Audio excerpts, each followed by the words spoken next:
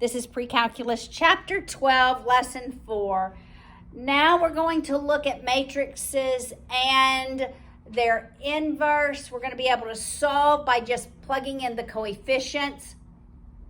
But if I have three equations, all right, I want you to see how I can make three separate matrices with three equations.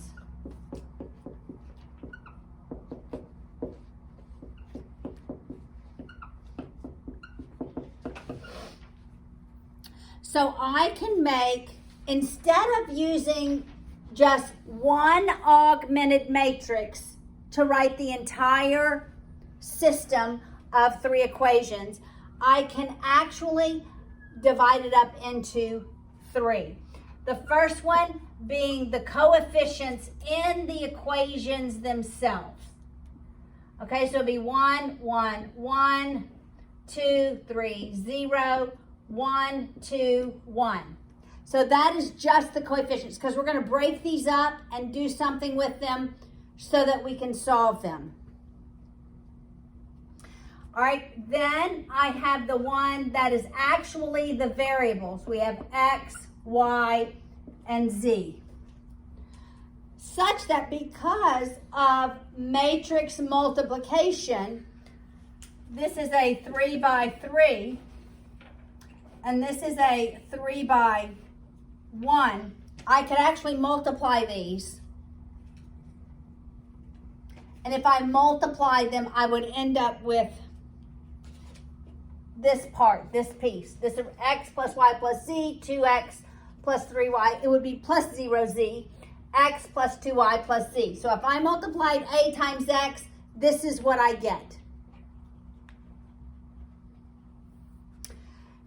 And then if we make b just the constants, so here would be the value of b. 2, yeah, I know. It's kind of crazy to say, huh?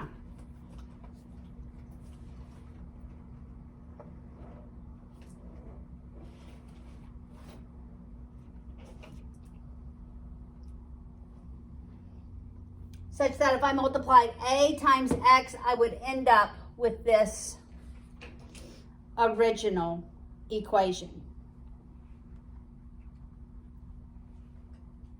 All right, now let's look at another terminology, the identity matrix. Identity matrix. What is an identity matrix?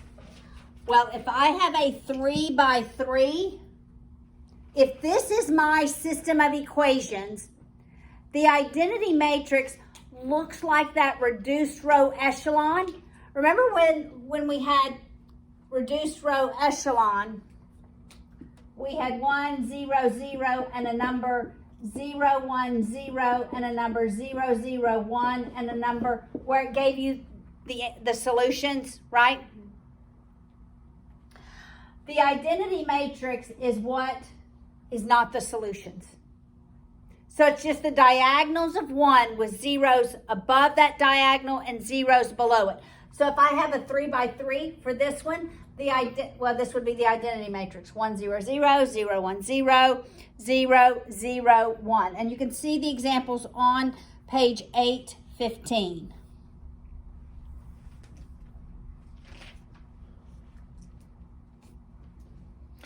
If I take any matrix, if I took this matrix A and multiplied it by its identity matrix. So if I multiplied it by 1, 0, 0, 0, 1, 0, 0, 0, 1, I'm going to end up with the exact same matrix. It's going to be 1, 1, 1, 2, 3, 0, 1, 2, 1. So any matrix times its identity is going to give me the same matrix. And you're like, why? Because what is also true is any matrix times its inverse is going to equal its identity matrix. This is why this identity matrix is going to be important and understanding it, because we're going to use inverse matrices. And you're going to be asked, is this an inverse matrix? And we know it's an inverse matrix if I multiply that inverse times the original matrix, and the result is the identity matrix. Okay, so can we verify the identity matrix property? Look at example 2.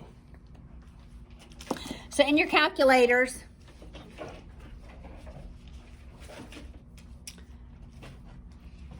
plug in matrix C on the bottom of page 815. And we're going to have to stop there, okay, once we finish this. Do we need to go to matrix C? No. You can put it in matrix A, right? All right, so it's a 2 by 2, and it's 3, 2, 5, 7.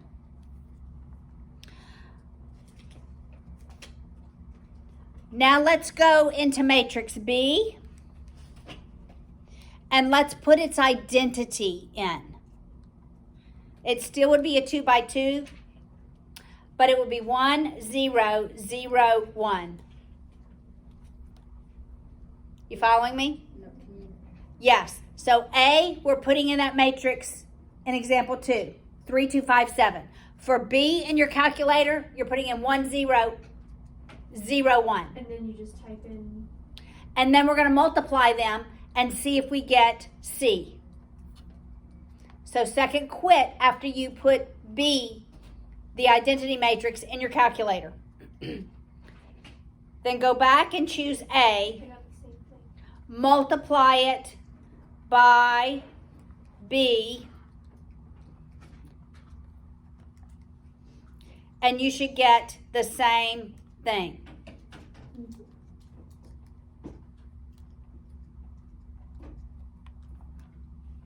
Did you get the same thing?